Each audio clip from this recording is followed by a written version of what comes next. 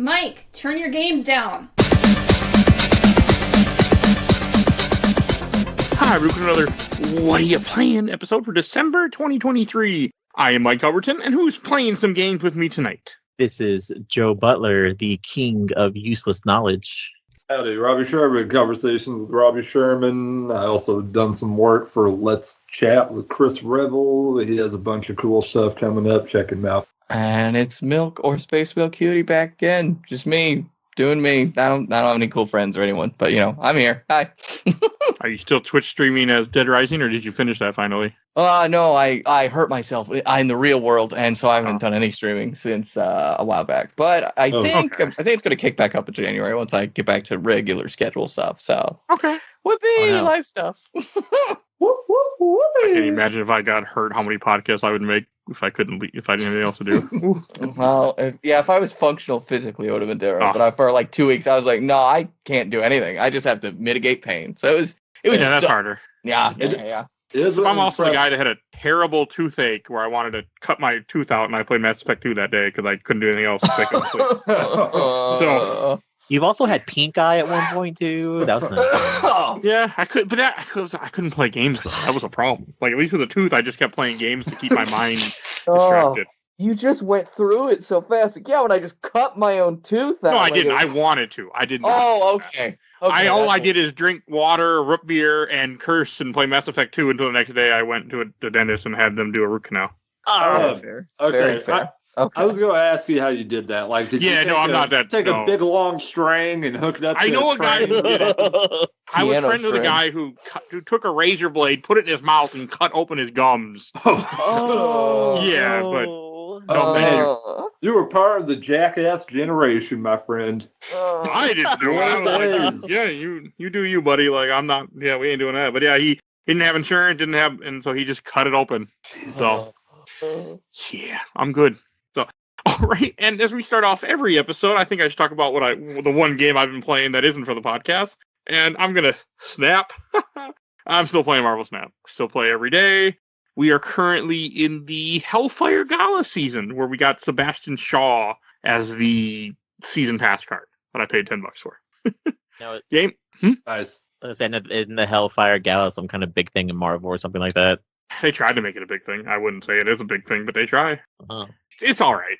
I mean, it just has to do with the X-Men stuff. It has to do with the Hellfire Club was a group of mutants that dealt with the X-Men. Sebastian Shaw was a villain of X-Men First Class for that movie, so that's where he comes from. But it's not bad. I'm enjoying the season as always. Game is still fun. Blob just came out, and I got Blob. And I mean, there'll be a new card by the time you hear this. Next Havoc will be out, which I'm gonna get, but I'm sure it looks like hot trash. But no, game. Blob is sort of like the norm of the X-Men. Whenever he kind of walks in, everybody's like Blob. He's not a bad card. He takes up your whatever cards you have in your deck when you play him, he absorbs all those cards and becomes that power. So he's not a bad card if you build your deck right. But no, I mean, game's still fun. Game's still cool as hell. I play it every day. So yeah, I mean, I'm still happy that I got into it. At times I question it, but I still fun. Been playing it for this long now. Not going to stop anytime soon, so. Yeah, I don't think there's a whole lot to say. This Marvel Snap's still good. They keep updating it. It's still fun. I mean, play it. If you don't play it, you should. If you need a random game to put on your phone, it's worth messing with. So I have to go behind the curtain because I feel like every time we talk about Snap, I at least have something to say. I was not here. I was listening, but I was AFK, so that's the only reason why I'm not saying anything. So I will leave it that way. I think we should just keep on trucking. There's not a whole lot to say. Each season comes out, I keep playing. I'm having fun. It's my go-to game, and I get sad whenever I miss a mission. I still get really sad when that happens. Doesn't happen a lot, but it does happen sometimes where I just don't play for like a day, and then my missions cap out. It makes me sad every time. But game good. Play it. All right. Joe, what is something you've been playing? Let's go ahead and start with something real light, real positive. I decided to start, because they finally released it, the New Game Plus for Alan Wake 2. And then I got like an hour in, and I was like, do I really want to play or have time to replay this whole game again? To which it's not a New Game Plus. It's referred to as the final draft. So there are new manuscripts, because you know how, it's the way the game works. So you can tell that there's different manuscripts. So the opening is completely different. There's new scenes on the TV show, and as much as it is a new game plus, you do not start with a bunch of the stuff that you normally start with, because all the weapons you get for your first main character, which is Saga, you get like you get your handgun, which every character has, 2 different kinds of shotguns, a rifle, and a crossbow. It's like, oh, cool, I have all these weapons and no ammo for them, so I guess I'm just gonna have them sit there in my little hidey hole for a while. But I beat that and got through it. But part of me is also I got through most of it, and I looked over at my partner and I was like, do you just want me to just look up the ending real quick? And he's like, yeah, let's do that, because it's gonna take you forever for you to replay this. So looks like Alan Wake, that's what that was, right? Yeah, Alan Wake 2. Oh, 2. Oh. The one that just came out recently. Yeah. How did you feel about it overall? Especially like the story and the tone? Because I've been seeing a lot of different stuff that I'm like, this seems... It's just not Alan Wake 1 because of all the games and development that company's gone through since Alan Wake 1. So it seems very interesting but different. It's interesting and different. I liked it. It as much as they say it's Alan Wake 2, it's Alan Wake 2 and 3. Because Saga is the main character of the main part, but then you also go back, like, because whenever part of the game is, it's also the trailer, so it's not a real big spoiler. Like, not even after the second chapter, you find Alan Wake, and then you have to re-go his memories as to where he's been for the last 13 years. So that's basically Alan Wake 2, and then you're currently playing Alan Wake 3. But that's actually a game that I'm excited for. Like, I'm curious to play it at some point. I know you don't like horror games, and I think I mentioned it before. Or if you're on the Discord, you heard me talk about it. There are certain chapters you go through. Each character has like a main chapter and a main area that they go to, and I want to say it's Saga's 3rd area that she does, which is like a retirement home. I screamed so much my back started to hurt. Ooh, I like that. Like genuine jump scares of like random jump scares. And I'm like halfway through, my partner's like, "Are you okay?" I'm like, "I need a break. My back hurts. I've been screaming for the past hour and a half." A little less interested in jump scares, but still neat. I mean, I would, if anyone's going to do it, I'll have a little faith in them first. I love Alan Wake 1. It's one of my favorite games of that generation. So I'm excited to play Alan Wake 2 at some point, but... And if I had a nickel for every time I had to fight monsters in the shadows sung to a fake real band, I'd have 3 nickels, because this game also includes a musical that was at the Game Award show. So, gosh, I am happy that game is back and it is what it is. I will say that from a distance. Yeah, I'm excited to mess with it someday, hopefully, but we'll see. It's me, so I never know when I'll actually get around to stuff. Yeah, so, that's very you. One day. I'll figure it out. Don't worry. You get plenty of time on your hands. Hey, I'm just good at time management. That's the trick. I don't have. Yeah. I wish I had that skill. Same. I envy you. I don't have a choice. I had to learn time management, and I got good at it actually. So. But that's my first spiel. Who's next? Milk. What is something you've been playing?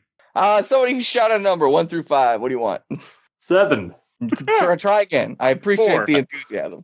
4. We're gonna go with this is my degenerate game number 1. Degenerate. I, as a person who has long avoided this game, it's hard. I'm playing Fortnite, but not Rudy Tooty Shooty. I'm playing. What is the word? Lego Fortnite. I'm playing Lego Fortnite.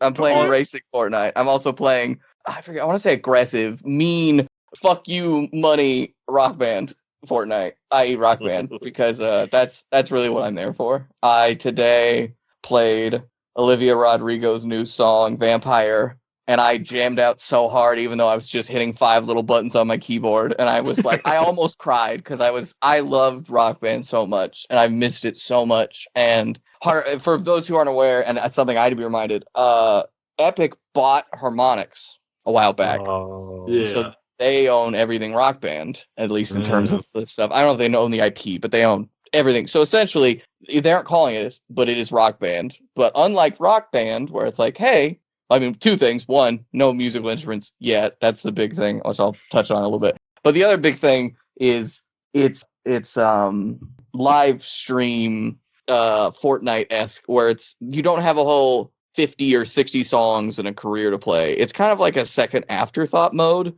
because Fortnite, I don't know if anyone, again, kind of touched it, those who aren't tapped in, Fortnite basically released 3 new game modes that aren't at all Battle Royale. One is a survival with Lego official partnership, and it's very much Minecraft-y.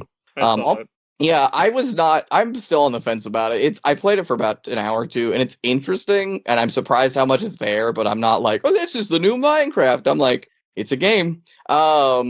I want to see more what's going on, but I don't think it's going to be anything wild. The other thing was a racing game, which was made by the studio who does Rocket League, and so that one is Rocket League partnership. That one is actually surprisingly simple but fun, and it's very clean. I played ranked. I think I played like 8 ranked matches. I haven't lost one yet, but I think that's going to change pretty quickly here. But it feels very simple and fun to pick up, and I think that's a lot of what Fortnite's current MO is. It's like, hey, if we're going to do other stuff that's not Rudy Tooty Shooty, it's going to be easy and simple to pick up.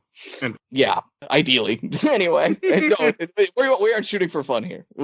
Honestly, they're probably shooting for your money. That's all they really care about. It's like, hey, if it's fun, that helps. If it's not fun, as long as you're still willing to give us money, it's fine. Predatory. That's the word I'm looking for. And then predatory rock band. And by that, I mean, again, it's not, hey, here's a whole thing, here's a campaign. It's, here's 7 songs you can play once a day, and we'll swap the 7 out for a different 7. But if you want to play that song and it's not currently in rotation for the daily set, you have to buy the song. And really? for those who played Rock Band back in the day, you probably remember, a song, it's like $2. If you want a whole album, probably for like 12 songs, maybe like $10. They're charging you 500 V-Bucks, i.e. about $5 for one song. Ooh. Damn. Yeah.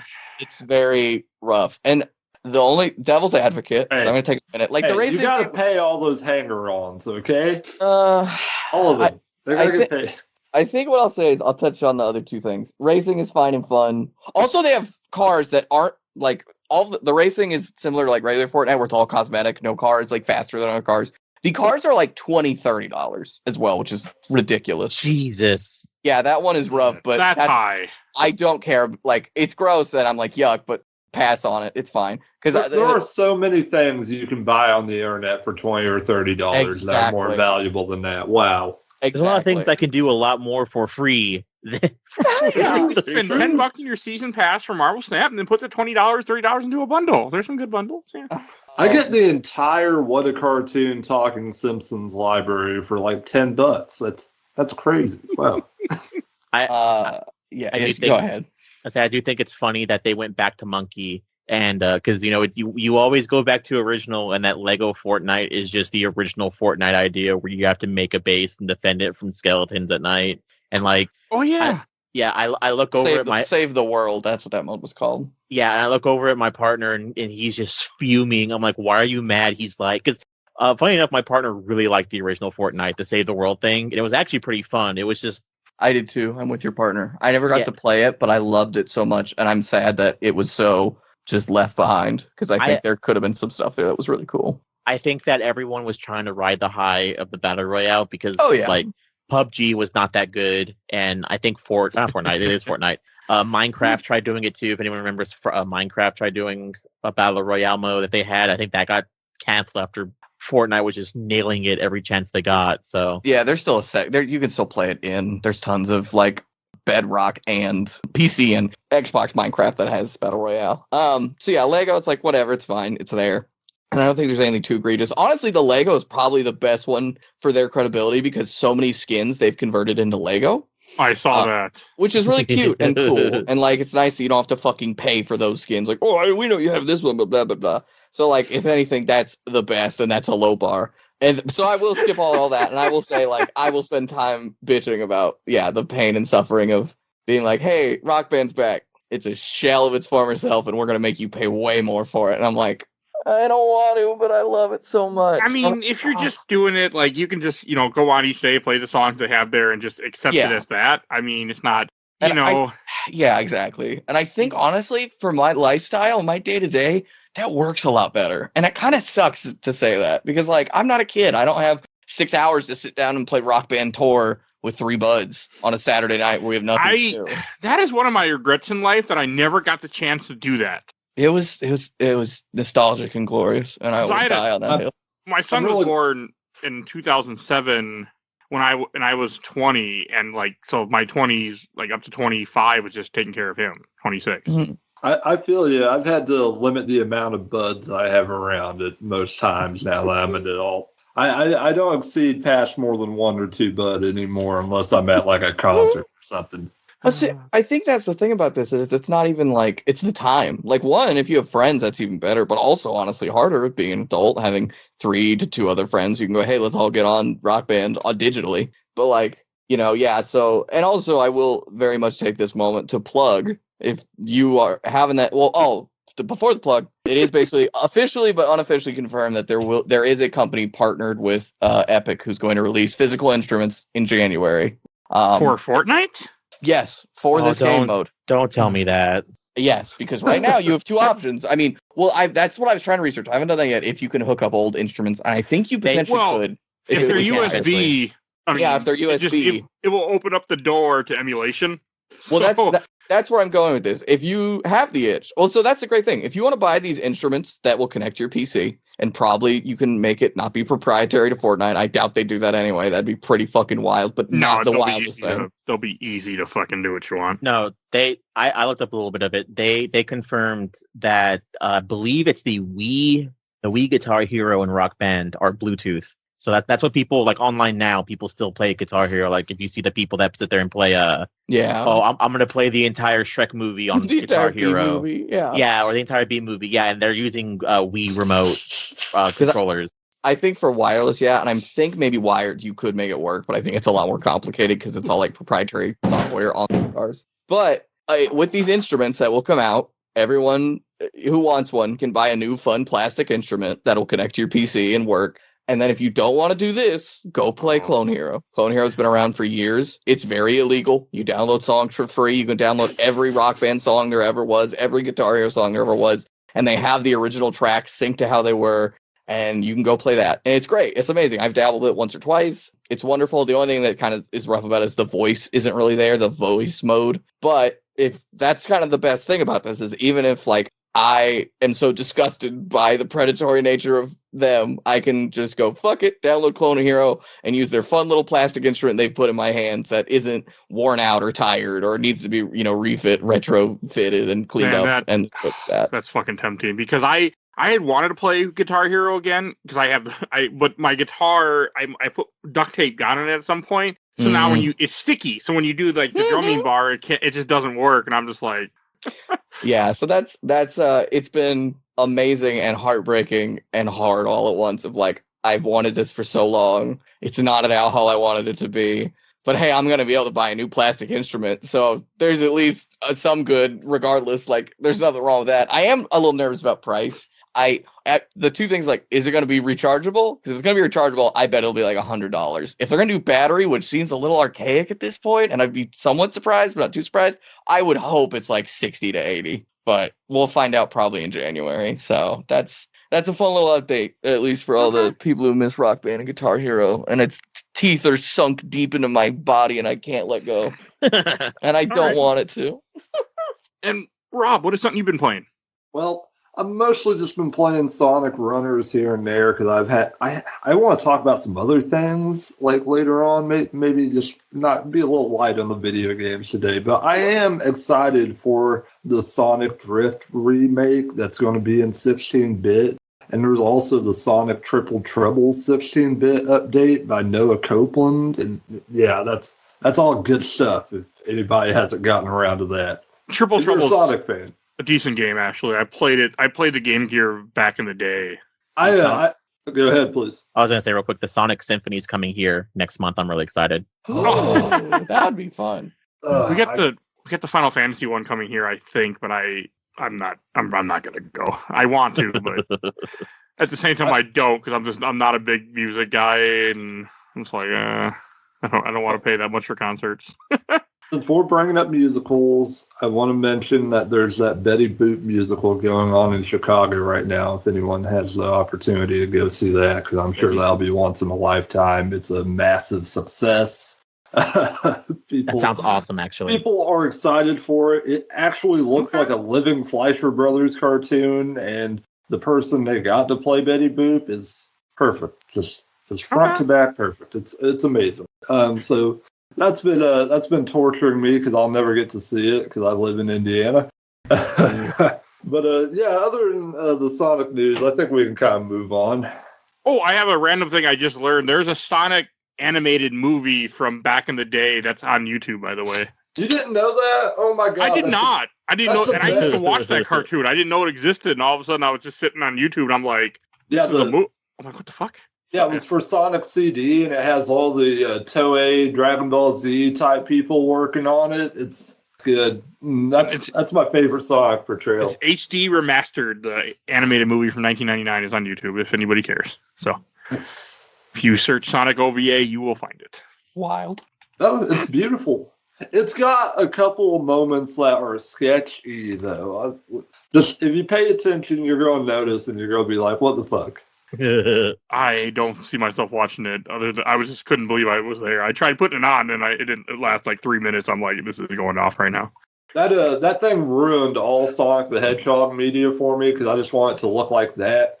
Like It's pretty good looking. Like I'm just looking through it. I'm like, fuck. Oh, that ruined the Sonic the Hedgehog for you? Because I'm pretty sure Sonic Dream Collection ruined Sonic the Hedgehog for me. Because it's like nothing looks like that at all, like ever again in the franchise. Joe, I love learning things that explore our dichotomy. Sonic Dreams Collection probably made me love Sonic even more.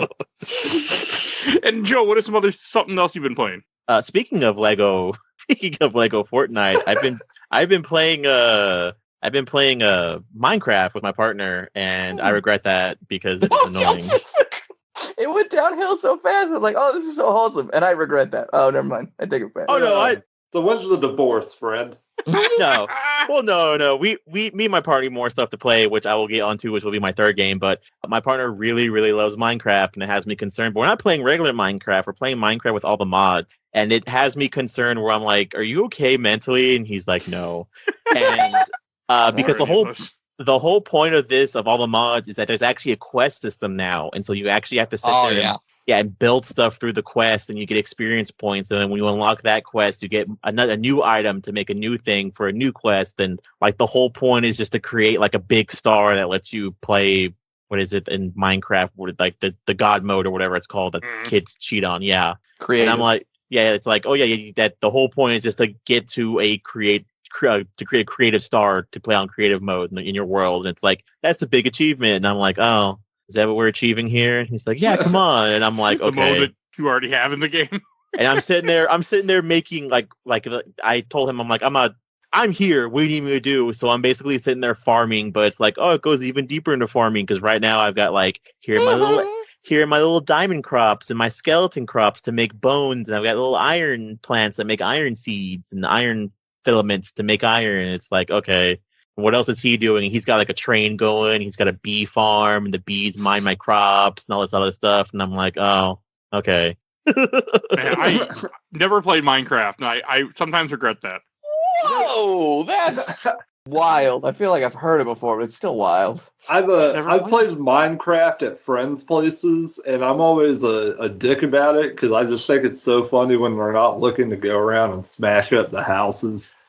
Screw things up a little bit. It's fun. It's fun to do every now and then, but it's such a more complex ecosystem with Microsoft doing what they do, where it's like, oh, you got Bedrock, you got Java, and then they interlinked, and then like again the console version, which I think is Bedrock, is like also pretty predatory, where it's like, oh, you want to play a fun thing that on PC would be free, a mod you can install and download, that's gonna be $20 or a subscription to a random YouTuber who owns this server, and also you'll get resources faster. It's just very unregulated a little bit, where it's like, I'm a little scared, and then meanwhile they're like, hey, here's one new mob, see you in a year, and you're like, you fuckers.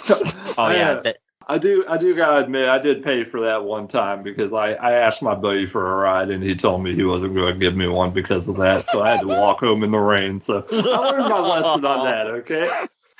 I could gain retribution, internet. Leave me alone. Oh no, it's just a weird thing where it's like that, and if I could compare it to anything else, it's kind of like Final Fantasy 14 because we want to jump back into that too. But it's like my partner's like, come on, honey, come play Minecraft with me, and I'm like, okay, looking over at my PS5 last week where I haven't started Heavy Rain, and I'm like, okay, I'll just go ahead and play Minecraft for like the next 3 days. I wish I had such a wholesome reason for not playing Heavy Rain before this point, but I don't. It's just the you guys volunteered when I asked for it. You weren't approached. You said I want to do it. I'm excited. I want to do it, and I'm excited. It's just hard, Mike. Okay. I beat that game in 2 days, not because I couldn't put it down, because I knew as soon as I beat it, I don't have to play it anymore. Yeah, I beat it in 2 days, bitch. Can I get some context on the Heavy Rain? I don't know what anything about that game is. It's a PS3 exclusive at one time that is on everything else now, PC, everything. It's a game by David Cage where it's a very narrative-driven game, but it's also aged like milk at times. And it just has a few issues, and there's a few problems. There's a little bit of problematic stuff, and it's very much like a quick time event game, essentially. Of the era, very hey, this is what everyone's doing. We're gonna do it to the extreme. Okay. It's the Telltale game before Telltale really hit it off. Oh yeah, that too. Yeah. Also has nudity too. It has something akin to nudity. I don't know what I want to call it. Yuck. Booba. No, Booba's a wholesome, loving term. That game deserves none of this. It's a strange game. We've done it on the show a long time ago, and we're doing a recover of it that you will hear in January or February, depending on when things go up. But yeah. So more context now. This nudity, is it? Are we queer friendly with this nudity? Or are they? You get naked guy ass and you get female boobs. That's it. Oh, okay. Well, all right. You do get guy butt in this game. Yeah, that's right. Yeah. Also, of context of like the background lore and stuff, if David Cage would probably be considered the opposite of queer friendly. So that's what we're working with here. It's not. I guess the opposite of queer friendly would be queer aggressive. I think it's maybe middle of the road of like I don't know how to handle anything queer subject related with gravitas. If you were to listen to this in order, look forward to me bashing David Cage on the Heavy Rain podcast. It comes out a month or 2 months after you heard this. I think that's going to be the hardest part, is all of us holding space to let the other people bash it for other reasons that we all want to bash it for as well. It's like that scene from Futurama where they're beating up Fry and they're like, okay, I'm tired. Who's next? That's the guy who they were beating him up. He's like, oh yeah, you already got me out hours ago. And they just go back to it. So what is something else you've been playing besides Heavy Rain? 1 through 4. What do we got left? 2. Oh, that's what I'm... Wait, hold on. I'm missing one of these. Well, the ones I've left, that's not as happy. It's my other degenerate game. I'm playing old school RuneScape leagues. Why? So... Why would you go back to that? Hold on. I will never go back to old school RuneScape. I don't like old school RuneScape. I played it when I was a kid. I barely got to like 50 or 60. It's very aged and it has nostalgia but it's too grindy. And it's too nowadays with how old school RuneScape functions with the updates they've made. It's, hey, if you don't want to be grindy, you just need to get gold and then buy your way through grind. And that's how it is. And I'm like, yuck, I don't want to do that. That's fucking gross. And I have 2 friends one who loves modern old day RuneScape and one who got to 99 in every skill in old school RuneScape. Like when it was just RuneScape. Yeah, I played it once back in the day. I had a friend of mine that was like really into it for like a month or so, and he would change his sleeping habit and became a third shifter essentially while going to school. He would go to school, go right to sleep, wake up so he could play RuneScape, and there'd be less people on. Yeah, and I think that's akin to many RuneScape-esque experiences. So I won't play RuneScape. I will, however, play old school RuneScape Leagues. Leagues is a temporary game mode that exists in old school RuneScape that is old school RuneScape with 10% of the grind. So it basically is this thing where you could do little in-game achievements to get points, and as you get those points, you get what are called relics, or basically skills, and you have to pick usually between 2 to 3 skills, and then you get insane powers that make this game way more fun. You also just get XP multipliers for progressing through the relics. So I think the maximum, there's like 8 tiers of relics. I think once you get to tier 8, the XP boost is like times 16. So instead of fletching, 800 iron arrows by hand to get 3 levels, you fletch 300 iron arrows 30 at a time in 3 minutes to get 15 levels. Okay. That's why. And the thing is, because I played as a kid and I stopped, I didn't get to see a lot of content. But it's been very sort of like healing in a way to go back and be like, wow, look at all this content that I'll never get to see again because I will never play this game outside of leagues. And it's really fun, honestly. And like me and my friends are getting ready to do raids because we're all like almost at the max relic. And you're so OP that like you can like basically solo a raid that you never could really solo even in the base game at, if you had like the best gear. So it's really cool like to do this stuff in that way. But yeah, that's taken up, I think it's been in 5 weeks. I think 6 days, 6 sets of 24 hours is how long I've been logged into that. So it's also had its teeth into me quite a bit. And also it's because it's going to end in about 2 weeks that I'm like, well, I got to play it. Oh, okay. It's time. And so that's why it's like, and every time I like sit down, maybe to play a different game, maybe Heavy Rain, I go, I could just go get on leagues, get a few achievements, farm some crops, plant a tree and it grows instantly. Why don't I go do that? And then, yeah. So it's been an experience. It's been interesting. I think if anyone had interest in old school RuneScape, but they, like me, are like, no, I can't go back. That's not a game. It's a grind fest. It's like, well, there's this thing they've done. This is the 3rd or 4th year they've done it, and it's very interesting. And I would honestly consider doing leagues next year if it's anything like this. And a lot of them usually are. So that makes sense that you have friends, though. I mean, that's a different reason to go back to it too. Have people to talk about and. Yeah, if you were alone, I don't know. I feel like you could try to find community. I don't know how well those systems are in that game, but yeah, having don't worry, I'm good. Having friends. Oh yeah, it's also pretty toxic. Like not the worst online community I've been in, but there's areas where I'm like, I don't want to be here. Like talking about piss jugs and femboys in ways that makes me feel bad. You're playing a free game on the internet. Like that's the first rule. Hey, you have to be a member to play leagues. Oh, never mind about free then. Yeah, I got a couple of friends who do that stuff ironically, but I feel like if you're not in the right spaces, that becomes really bad. Yeah.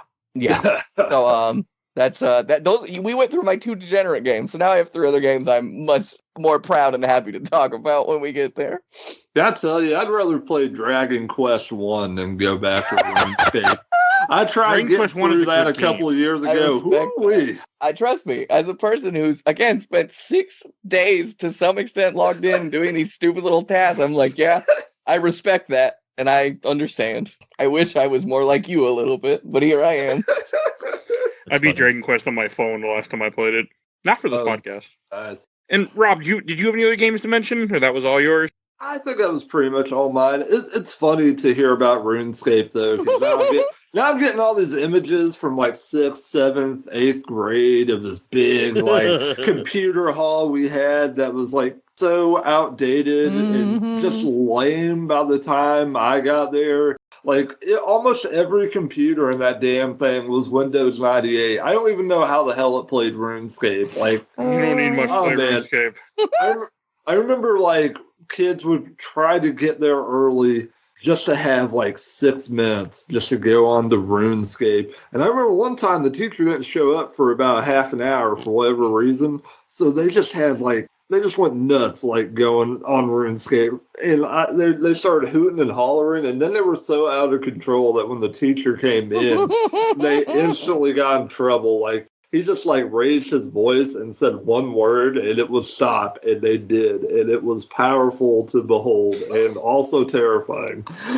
I will also say that is a pretty big element of what makes it tolerable. Is I bet there's a third party engine that's now officially supported by Jagex, who still owns RuneScape, and it provides plugins that basically fix anything you hate about RuneScape, like outside of grind, outside of changing the actual gameplay. Yeah, it won't fix that. But if you hate how aged the graphic will look, if you hate how you can't move the HUD around, if you hate that you hate doing quests, but you want to do the quest, there's a thing called Quest Helper that really pops up. It's like, hey, this is what you got to click next to finish the quest. And I'm like, so that helps a lot. If it weren't for those things, I would also probably still be like, nah, this isn't it. Okay. Joe, what is something you've been playing that isn't from the 90s? In fact, I've been playing the new hottest sensation that's been sweeping the nation, Lethal Company.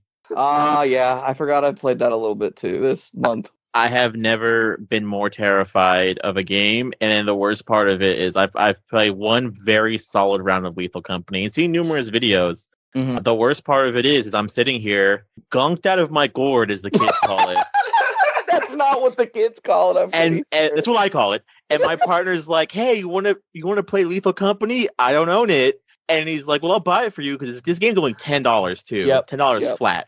And what is it? It's basically a game where you can right now we modded it, but you play as 4 people and you're basically just on like a cleanup team, and you go to different planets that kind of are human and kind of aren't, because basically all I've seen is a mansion, a factory, and you go in and collect trash for a eldritch being.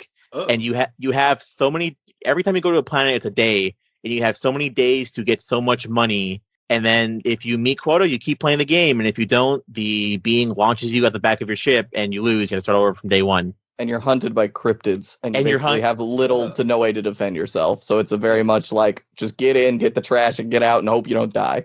Yeah, there's nothing worse than there's a Ghostbuster gun actually, but there's nothing worse than being in that game and I'm completely stoned and my friends are like, "Hey, dogs out of your gourd." Yeah, please. The correct term. And they're like, "Hey, let's all be randomly teleported into the game." And I go, "Wait, what?" And then I'm teleported. I'm by myself, so I'm going through these halls, going, "Hello, hello," and I'm holding like a stop sign, and I have something else in my hands. I'm like, "Oh God, please let me find someone." And it's so bad because I'm so deep in. I'm on the ship, and there's like a doll you can find, and it actually because it's you can not cheat, and the game has proximity chat, so you can be in the game, and my friend goes, "Oh, mighty Peppo Chico, what wisdom do you have?"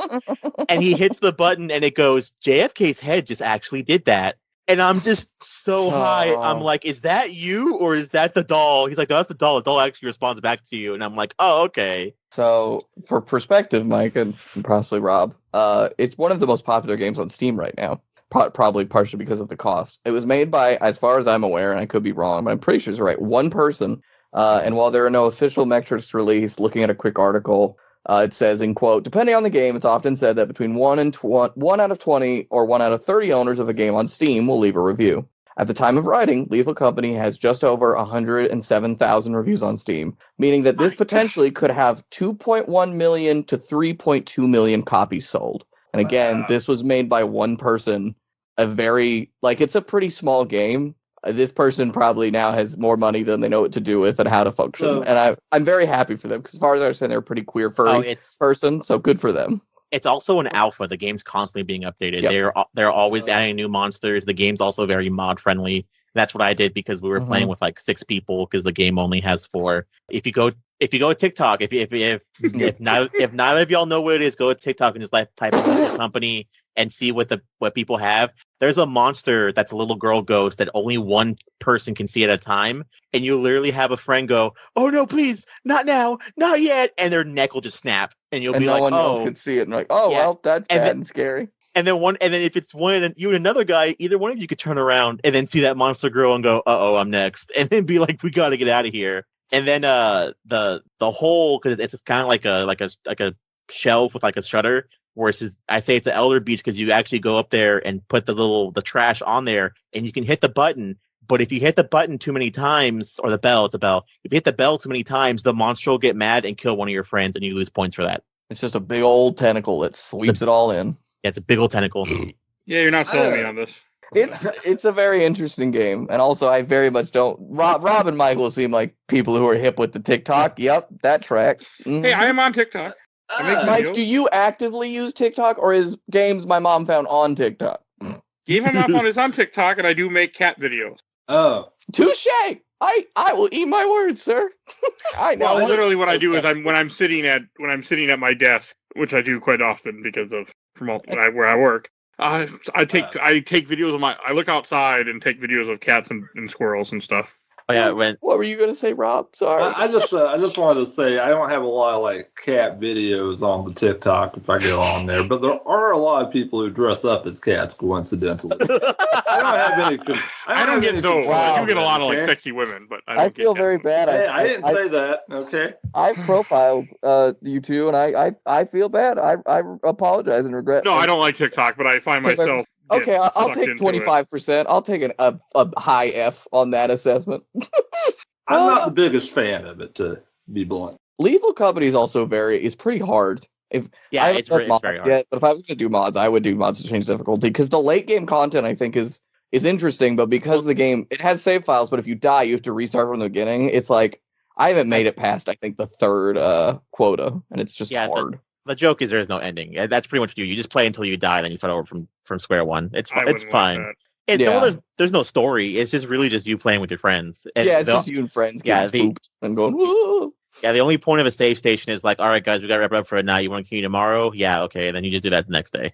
Yep. But they find unlocked weapons. I mean, technically, one of the things you can do is, like I said, you can pick up find like a stop sign. You can smack monsters in the face with it. There's a nutcracker that has a shotgun. It can shoot you, but then if you kill it, you can pick up its shotgun. And I think there's like some kind of Ghostbusters gun, but I think it only stuns the enemy so far, as I've seen. Are those mods or in game? I don't know. Okay. What were you going to say, Rob? He was out of I was just going to say, all those things you're saying right there, that is sweet music to my ears. That sounds so good. All of that. It's very goofy and wacky. If you go in, it's $10, so it's like, and it's on Steam. So if you play for an hour, you might be like, "Oh, I hate this." You can return it, and it's great. But yeah, it's also a game. What do you think I am, made of money? That's true. Big mood, vibes, samey. But other than that, I think I'm also out of game, so it's pretty much your floor now, Milk, for the next. I would like to mention one horror video game since we're on the subject. Sure.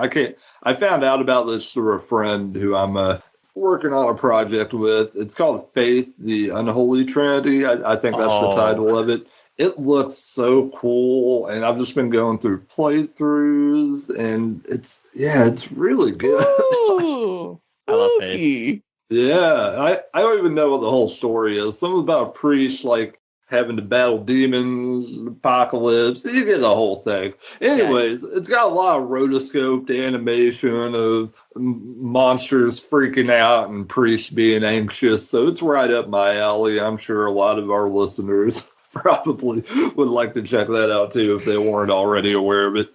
Okay. I like seeing the monsters gives me the willies, and it's like, oh, that's creepy. What also gives me the willies? The willies. Yeah, I often say that it's a thing. I like it a lot.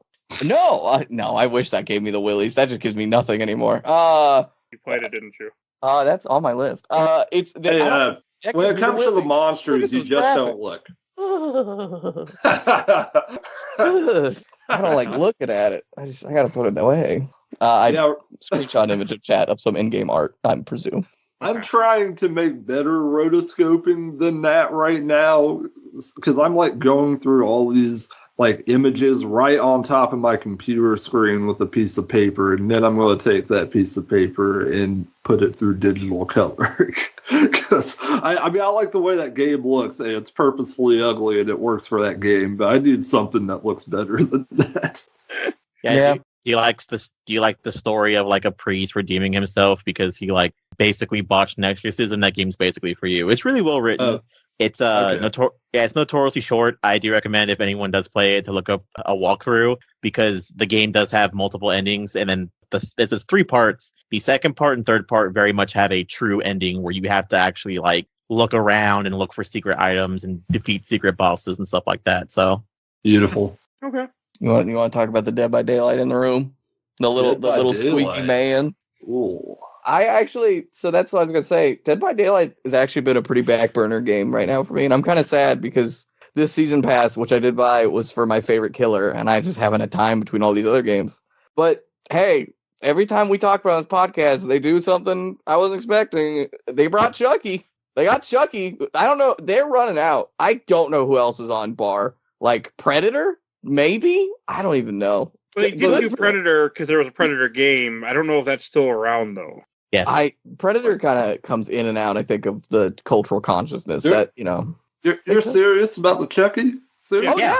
Chucky's in the game now. Oh, man. Yeah, nobody look at me right now. I'm blushing. That's awesome. It's been a big W for them from the community. There's been a lot of love, and the character was done really well. I don't know Chucky as intimately as some of the other killers, but everyone is praising the character, and the mechanics too are fun. So, yeah.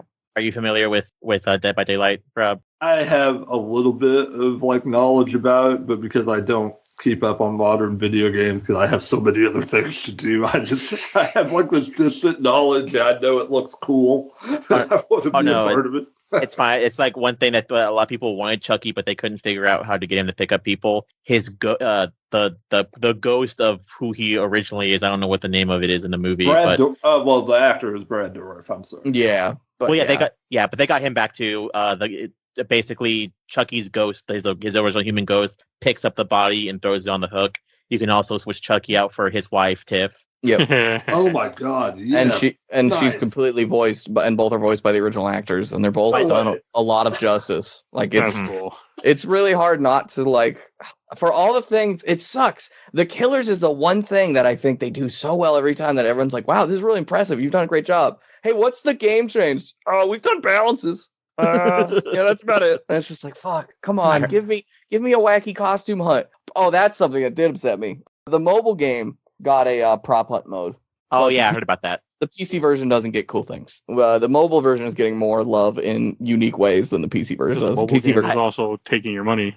Yeah, no, like, I get it. Like, the mobile game has the negatives, but at least it seems like they're willing to try new things. At Dead by Daylight, I think the community is so, I mean, one, a little bit toxic, but two, very acidic to the developers that I think they have a really hard job to try to make this game for all these different types of people who are their regular fan base and can't go any one way too much, or else they might lose a chunk of them. Because it basically averages out to about 30,000 users, every month. And like some months are higher when there's a new killer like Chucky. Some months are lower, but that's basically where they sit at. And it's like, if they fuck it up too bad, they could just lose them, And if you're interested in Dead by Daylight, but don't have people to play with like I do, because I don't have specifically 4 friends, I have like 3.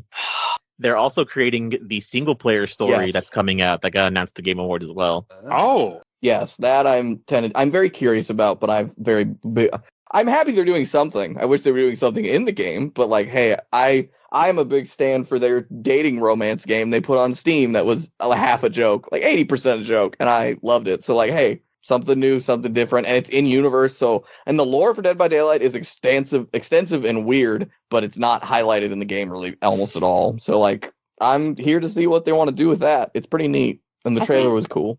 The only downside to that single player mode is that the main serial killer that it's based off of, his outfit is awful.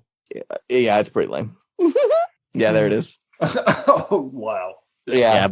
I don't. I mean, honestly, honestly, all the other killers in game, even like the basic 4 that they first came out with, that were at least 2 of them were kind of like knockoffs of other more, traditional killers that still aren't in the game. But yeah, it's pretty rough comparatively. Yeah. They did bring back the Stranger Things content too. That was also a big W because they had to lose those licenses, but they brought them back. So now anyone can go buy the characters and play them, and they brought back the map. So I'm glad that happened. Yeah, you get to kill Vecna with heavy metal in that? No, but I am very curious. That is a character. That is something I think could happen depending on whatever happens with the newest season of Stranger Things. They might do more Stranger Things content, but I don't know. Having the license get all wiggy was weird. But Eddie, they probably would bring Eddie to Dead by Daylight. That would be a big W. That's what I'm waiting for. Yeah, come on. I'd probably buy that skin pack. Yep. I bought most of them when they were like dirt cheap and before they delisted them. So, but yeah. Yeah, so that's Dead by Daylight. A lot of stuff going on, but a lot of it I'm not interested in. They also might be bringing voice chat, and I'm not excited about that. But yeah, I just don't. There's been a lot of back and forth for years about whether they should or shouldn't, but it seems more and more like they might. And it's like, that's gonna change it for me a lot. So yeah, a lot to talk about, even though I haven't played it. All right. What are the other games you wanted to mention? I got 2. One I'll talk about quickly is Persona 5 Tactica, because I haven't played that one as much, but I like it a lot. In theory, it seems neat. I've never really clicked with any of the Persona 5 spin-off games, and it kind of makes me sad, but this one is very cute and fun, and I'm ready for Persona 6, but, I'm happy it's there. It's on Game Pass. We're nowhere near Persona 6. I am glad, though, that they finally fired the guy from Persona, so now we can have gay relationships in the game.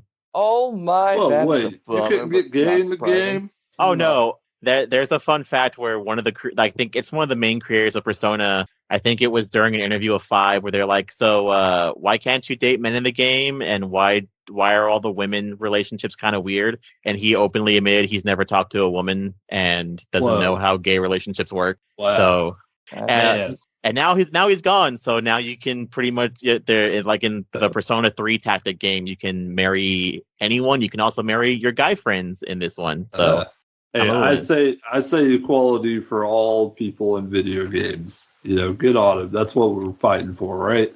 That's one of the things, anyway. Yeah. Persona 3 also does have that I wish they'd taken out, but I think it's. Oh wait, no, not Persona 3, Persona 4. I forget. There's one where there's like the romance is like, I want to say a 12-year-old or a 13-year-old. Yeah, that's 3. Yeah, that one's rough. That got taken out. Oh, it did? I thought it did. I didn't know if it did, but I hope so. No, it's the girl version. The girl version you can date a 12-year-old. Oh, that's rough. Anyway, well, at least we can get to some W's in here.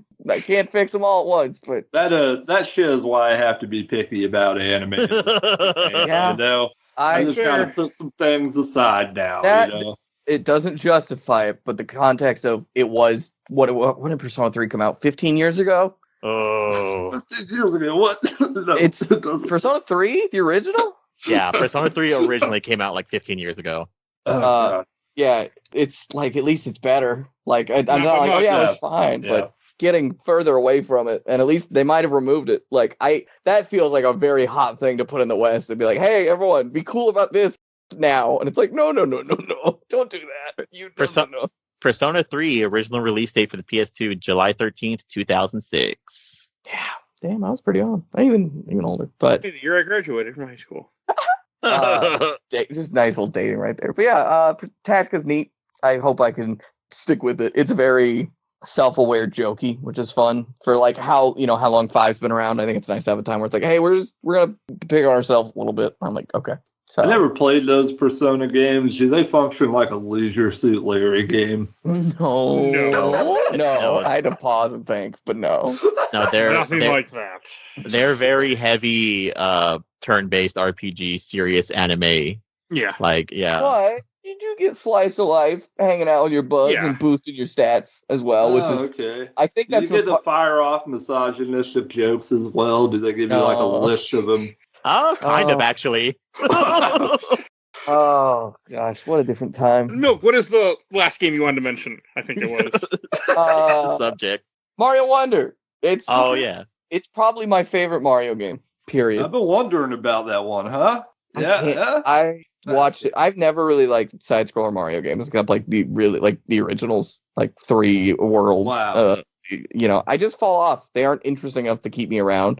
Everyone's like, oh, now we got a cat suit. I'm like, yeah, that's cool, but like, I don't want to play cat suit for 8 worlds. Isn't that enough for you? I wish it was, in many contexts it is. In Mario, no. But World is, I play it and I'm happy and I smile every time because every level is its own little journey of like, we're doing something weird and I'm like, fuck yes, I'm here. Let's keep going. And I think I've only gotten to like the second boss, so like I haven't even gotten a large chunk of the way through it, but it just makes me so happy. And I get to play as Daisy. Fuck yeah, I love Daisy. She's great. Daisy's so great. Cool. Yeah, like this is the first one I think of a side-scroller Mario Daisy's playable. So like that was a big W. So like, yeah, Wonder's been great and I love it. And I was really hopeful I would. And I was a little worried. I'm like, maybe it's all just like the others. Because I played some of the other ones and I just couldn't stick with them. But this one I'm like, I want to go all the way to the end because I just love you so much. You bring me so much joy. I'm just like, now you got Long Daisy. Now you got Elephant Daisy. Now you got Daisy as a Goomba. And I'm like, yes, never stop. Just keep giving me this wacky shit right in my veins. I love those Mario games, but those difficulty spikes just get me every game, every year. I just get my ass kicked. Yeah, Milk. I'll be curious to see. Milk, I just imagined you as like Barney Gumble taking fucking Mario Wonder straight into your veins. I would. From a big death truck. Honestly, some of those levels, the way they pan out, it would be a wild visual time. I tell you what, they do stuff there. My eyeballs are like, oh, this is a lot, and I love it. But whoa. Gentlemen, I've had something pop up and kind of need to pan out just a little bit earlier. Sorry to make an Italian exit on you. Oh, no, it's fine. I mean, to be fair, the Italian agent fixed the joke that we just talked about Mario, but hey. So, yeah, no, if you got to go route. And where do people find you at? You can find me on Twitter, Discord conversations with Robbie Sherman. I got a few other things cooking up, so keep an eye out for me. Thanks for having me on. It's been a great show. Sorry I couldn't contribute a little bit more, but I've had fun. All right, no problem, Robbie. I'll talk to you again. Fun. Yeah, it was a pleasure.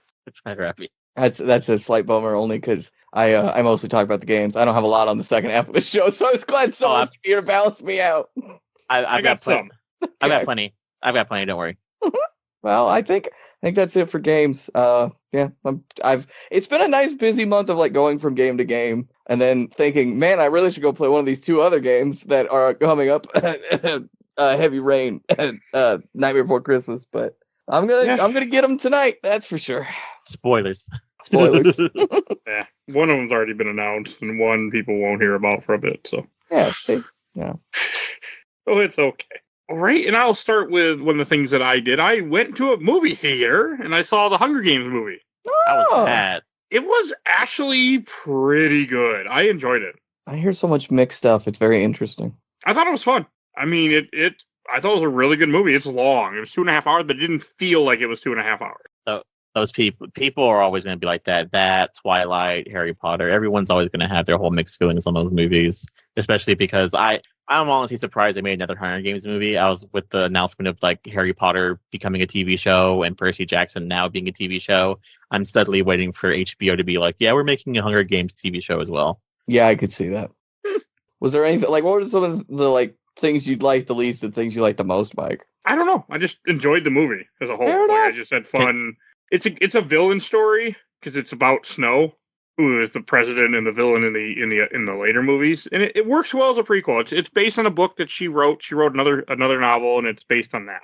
Milk, do you mind if Mike spoils a question that I have for him about that movie? Oh yeah, please go ahead. Mike, is that supposed to be Katniss's grandma he's in love with, or is that just like they never say?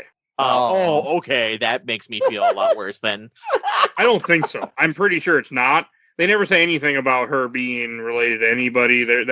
She's from the same district, but that's it. But I'm pretty sure she's not it's nothing like that. I'm pretty sure. I feel like if I had to guess, a part of it is like how much attachment and respect you maybe have for the original movies. Because I feel like this sounds more and more like a movie you just go in and you have a good time and you get out. And you could also, Michael Bay, I think, enjoy it without being a big fan of the earlier movies. That's what I'm saying. It's like it's very separate. Yeah. In a way, because it's a prequel, but it's not a prequel of Katniss. It's a prequel to the world building, and I like stuff like that. Just if you didn't watch the trailer, it's better to go in the movie without seeing the trailer because it kind of spoils events that happen in like the last hour of the movie. It's not, Yeah, the trailer did seem like there was just a lot. Like you see the parts where he looks like Eminem in the trailer. Yeah, that's not. Yeah, that's a big ass spoiler as the movie goes on. Like that should not have been in the trailer. You know, there's one thing that I've always wanted, and it's.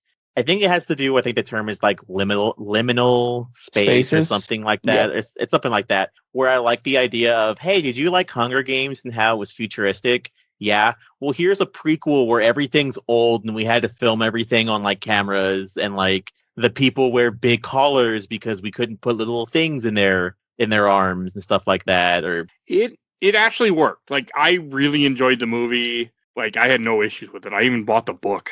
Ooh, my wife. Wow. I bought it. We didn't read it, but I bought it. Liminal spaces is back room, so I don't think it's quite what you're going for. Oh, it's like liminal rooms or something where it's like the theme of Control, where everything looks like it's from like the 60s, but it's like current times. Okay. Yeah. Okay. I don't know if that.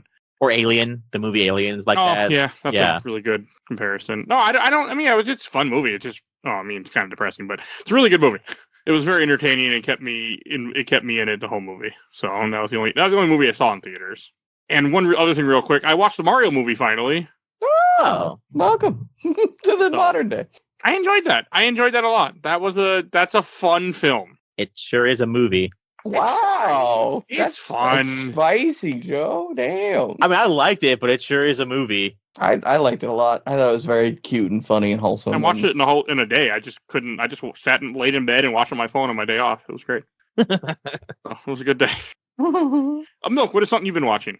I feel like there's some things. I know one is I'm starting slowly to watch Steven Universe again.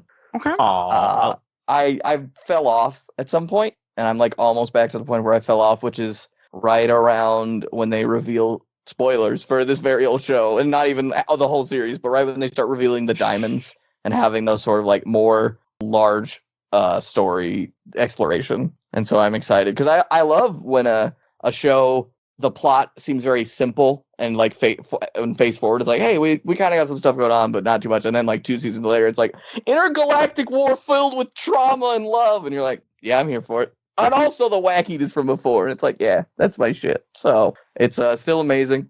I've never had any doubts. Everyone should watch it. Hot take. There you go. Mike, if you like Sailor Moon, you'll probably like Steven Universe. You have to the first season. The first season or two, probably just, well, that's the thing. I think they don't even have like seasons. They have like arcs, and the first arc. Well, do they? They have seasons, like, yeah. They're like long though. Like I felt like, isn't it like 3 seasons? The first season's like 20, 30 episodes, but they're like 15 or 10 minutes. So it's like, yeah, I do agree with you though. It's also more like Dragon Ball Z where they have arcs. Yeah, the first arc is probably the like if you like the later style of content it's a little hard to get through just because it's very kid. You know, when you want to make a show like this, you first have to start with kid show, which that's the other show I've been sort of watching on and off is Adventure Time.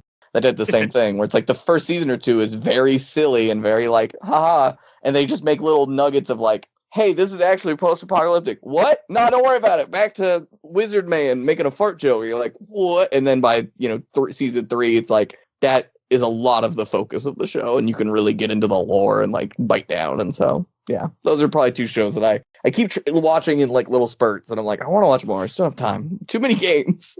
It's a hard year for games in that way. And many other ways. Yeah. Adventure Time is my all-time favorite TV show. Oh, I love that. I can't wait. I want to watch more then. Because, fuck. I would love to. It's been a while. And I want to talk about that. Fucking Fiona and Cake. That show was amazing. That's show. These shows can't keep coming out like that, y'all.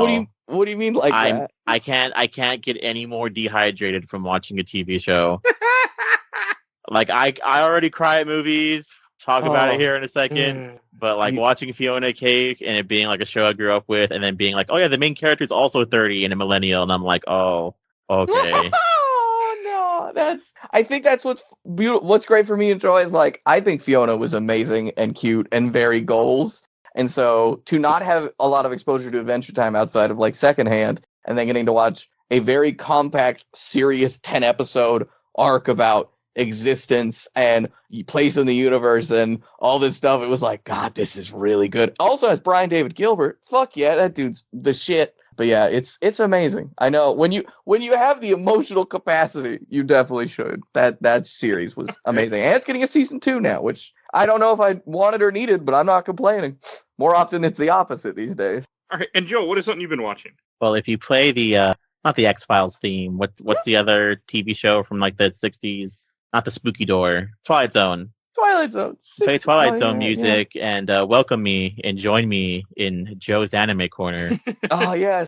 I very specifically wanted to go see it for this episode, and I forced my husband to make sure we went to go see it before today. We went and saw The Boy and the Heron. Oh, jeez. How much is I don't know how much of this I want to hear, Joe, and it's rough. I will not spoil it. I will tell you the movie is not what I thought it was because from the trailer, because in Japan they didn't release any trailers. Japan was just like, hey, Studio Ghibli movie. Here's the poster. Comes out this day, and it's made tons of money. Here, it's made tons of money. Weirdly enough, if you could go see it or at least go watch the trailer, keep in mind that the Heron is voiced by Robert Pattinson, and he does an absolutely disgustingly fantastic job. That was a roller coaster of synonyms. I got nervous. Yeah. But the movie was great. It's very much a Ghibli story, and with every Ghibli movie I watch, I sit there at the end and I go, yeah, I really just want to go play a Zelda game.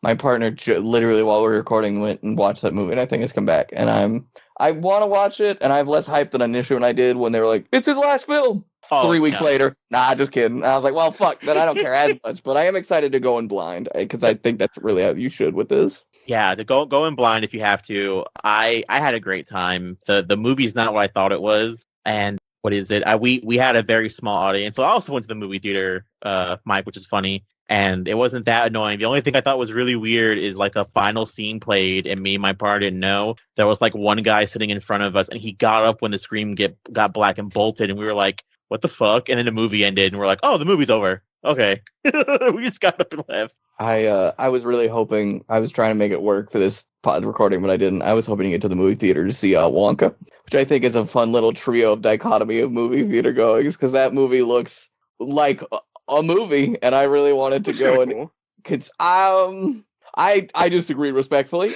But I wanted to go experience a wild take of something that was just. It's mostly because the podcast, not to plug another massive mega podcast, but my brother and me, they like to do movie watches for like kind of movies that are out there. And with the writer's strike, because they were all in SAG, they couldn't talk about it for like 5 months, and then finally they could. So they had to like Wonka their brains out for 2 weeks before it came out. And it's something. Have you heard the comments from Matthew McConaughey? No, wait, was it Matthew McConaughey? Is that who's in it? Oh no, who plays the Chalamet? No, it's who plays the Oompa Loompa. Oh, I think it's Matthew McConaughey. Okay. Yeah, I think it is. Have you guys heard the comments about his experience? Yeah, it is, with recording that movie. No. I have not. He described the rigging suit of wearing that for the like 3D effects as a crown of thorns. And the only reason he did this movie was because he has a lot of kids and needs money, and he hated every minute. And he was talking about this before the movie came out.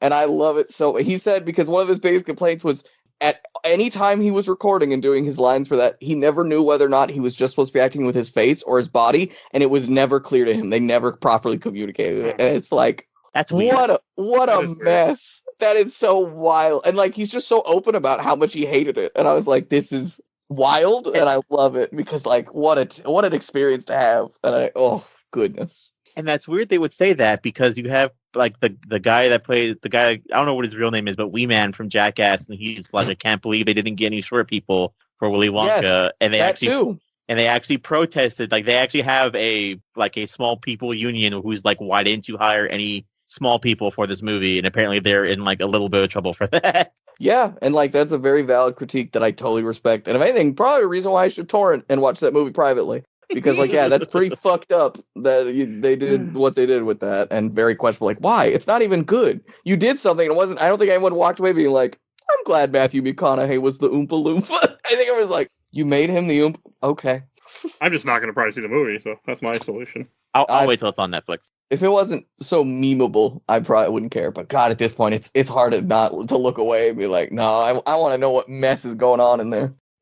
Okay, I'll mention other things. So I started watching a few more TV shows. I started watching Medium from like 2007. I watched season 1, 2, and 3 so far. It's on Paramount. That show holds up, actually. It's pretty good. I recommend it. She's a medium, and she works for the district attorney, and each episode is just solving a different crime usually. But it goes some places. It's really good. So. 7 seasons. That's impressive. Yeah. So I've been watching that. Me and my wife. That's our me and my wife's show that we've been watching mostly. So it's been pretty fun. And then for some random reason, I started watching The Last Dance, which is the Michael Jordan story. It talks about their championship run and stuff. It's really good. I've seen it before. It came out in 2020. This is my 3rd time watching it. I just really like it. I'm not a big sports guy, but I like sports documentaries. That's fair. Yeah, I've been watching that. I've watched other stuff, but I'll stop there. Joe, anything else you want to mention? I'll go with this before I go into my final TV show that I watched. Okay. Is that the only TV show I've watched? Yeah, probably. I went through more anime because there's also my last show is basically anime. But I finally caught up to Jujutsu Kaisen, the current season that's out. And all I can say is, if you're not caught up and everything else, you're probably not going to like what's going on, because I specifically read the manga, so I've waited. The anime has now gotten past pretty much 4 major character deaths, and it's like major character deaths. Like it's back to back to back. Yeah, that's kind of why I won't watch it personally, and I kind of hate it for what it is. It's such weird emotional torture porn. Yeah, and it's funny too, because the whole thing behind Jujutsu Kaisen is that people thought it was going to be like a funny Naruto show, and the guy that makes it is actually like he's not a psychopath, but he's very much like a drama heavy, and he's like, why did you guys think I was making a funny Naruto show? Like, even like when the anime started in the manga, it was already starting to get real like messed up, and he's like, I don't know why you guys thought this was a good idea. I mean, it does for like drop for like show views because it's getting really high numbers, but it's It's a really good show. Okay. Yes, I've heard really great things, but if you aren't up for emotional torture porn, it's not worth it. They should have like a season, like an end point where it's like, hey, you've watched this episode, stop. It's time to stop and just let it be the end. Like that's what I think would have helped. If you want a point of reference, Mike, it's basically the first episode's the main character, and he's just a regular guy, and he is like a ghost running around the school, and basically they're like, hey, if you want to protect your friends, you're holding like the finger of like a demon god, and there's like 20 fingers, and they're like, he's like 20 fingers, and he's like, yeah, because he had 4 arms, and they're like, if you want to eat it though, it's your choice, and he ends up eating it, and it's kind of like a whole like thing weird.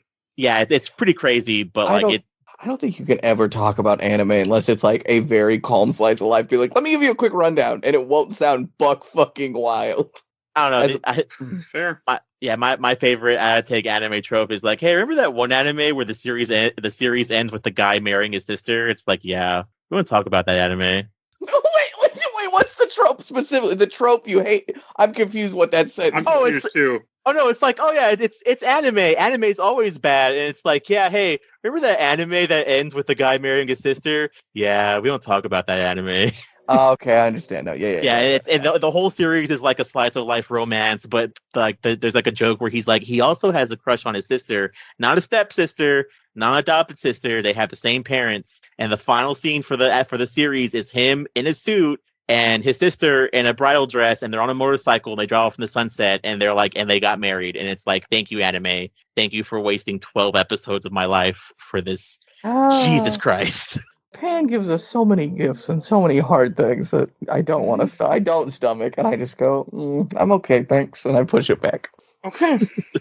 And Joe, what was the last thing you wanted to mention? Oh, so because the new season arc came out of Castlevania, my partner decided to be like, hey, let's go ahead and watch the entirety of the first arc seasons of Castlevania. And I say that because it's Castlevania and Castlevania Nocturne. Castlevania, the original series, like the first season's 4 episodes, and then the second season's like 8, which makes it basic a 12 episode season. Yeah. And thankfully I was wrong. I forgot that those episodes are only like 30 minutes each. So we knocked each of those out we knocked each season out in like 3 or 4 days. And then the second and third season are only 8 episodes, and they're also 30 minutes each. So we just knocked each of them out. And it's a really good series made by a dude that loves to make really gritty shit. And it's just a funny thing that I know there are people who hate that show because they say the writing's bad, but it's the exact same writing as Baldur's Gate, where they say fuck you and eat my ass. And then they say clips. They say Castlevania is bad, but then Baldur's Gate's like the best written game of this year. So I do want to watch it. I like the Castlevania one. I didn't watch Nocturne yet. I haven't watched Nocturne yet. Like I said, I watched the first episode. We watched the beginning of the first episode, which was great. And then my partner's like, why aren't we starting off with the original? I'm like, have you not seen it? And he's like, I've only watched the first season. So we knocked it out of the park real quick. That's my most way of consuming bits of that show. Is just like montage clips of characters having funny or spicy lines at each other, and it's so good. I'm like, I don't think I want to sit down and watch this, but God, I love characters being like, fuck you, and they're like dramatic gothic imagery, and I'm like, yeah, that's good. Okay. And Milk, do you have anything else you want to mention? No, I don't think I do. It's just been a very game heavy month. I'll run through mine. For some reason, I started watching my first telenova ever. So I've been on a Pablo Escobar kick. I ended up watching Narcos season 1, 2, and 3. I watched it back when it came out, but I haven't seen it since.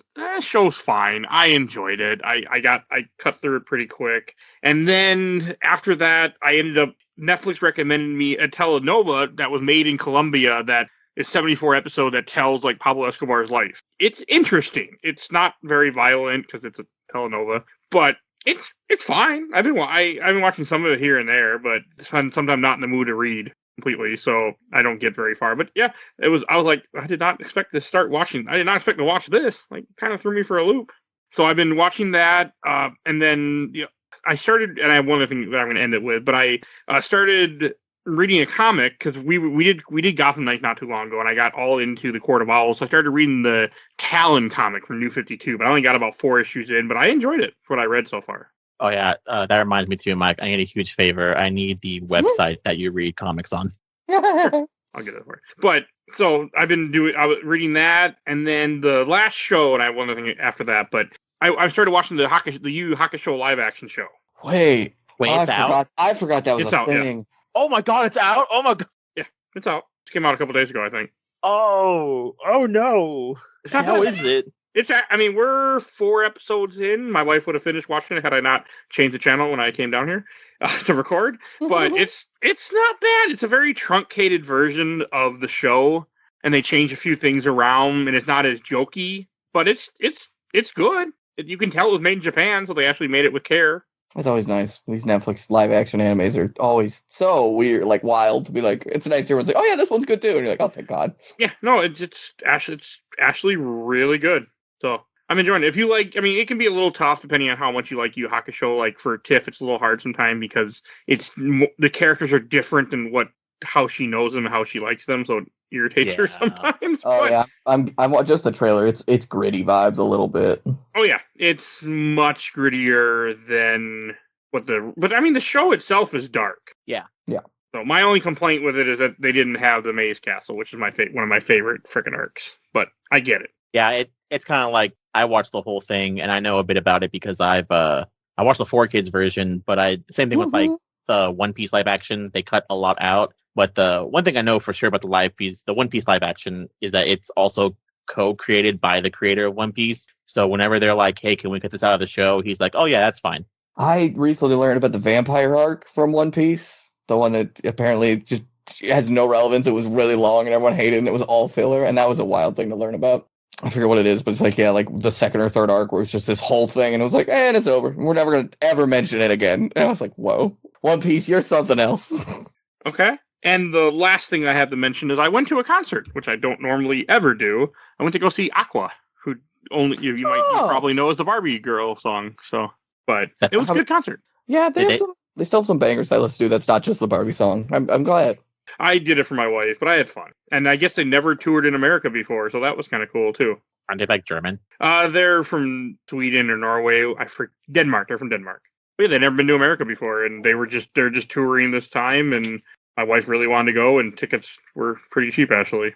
But it was something I never did before. It wasn't assigned seats. It was you get in and you rush to the front of the stage, and it's all standing room. Oh, all standing room is rough. As a person who didn't go to concerts much when I was young, and I've gone to a few here and there, and I like it was my second to last show. We were standing, and I was like, I'm never doing this again. And I went to one since, and I sat, and I was like, this is so nice. I can see everything. I can have a drink if I want. It wasn't too bad. It was better. I mean, it was less painful than when I stood for my signings when I met Freddy Krueger and stuff. Because this was I'm dancing the music and I'm moving around, so it was good. I had a good time. Yeah. I think the last concert I went to was Blink-182 or Simple Plan. I went to Simple Plan concert, and like by the time Simple Plan came on, I sat down because my knee started to hurt. I was gonna say the concert I went to that I was standing was a pretty younger, active crowd. I don't think the Aqua goers are gonna be like too roughhousey. They're probably a pretty chill group, I would imagine. It was pretty chill. Yeah, it was fun. It was my first concert in a while, probably pre-COVID. So I'm not a big concert goer. I do it for my wife, but yeah, it was fun. So I think that's And Milk, where can people find you at? Still, as I said, kind of basically on Twitch. Goodness, go Twitch me, y'all. Twitch at Space Milk Cutie. I'll probably be actually by the time this is out, I'll probably be hopefully, ideally, knock on wood, kicking back up, starting things again. So this is out on Tuesday. So. Fuck. Next month then, January. Can I say something that I hope would not offend you, Milk? I mean, yes. Dead Rising 1 is a bad game. No, are you gonna have like is your little milk carton gonna have like a little bikini or something because the terms of service changed? And... Wait, what? Oh, good. No, didn't you hear they actually already rolled back? Yeah, I know. I heard they rolled it back, but I wanted to make that joke anyways. No, I could have. You're right. I could have had big old beautiful anime tibbies in its past, and what a shame. They already went away. Yeah, they 2 days, and they were like, hey, we fucked up. Shocking. Yeah, they weren't paying attention. A lot of people basically got away with what softcore porn, and they also banned tons of people that were like following the terms of service, so they rolled back on it. Yep.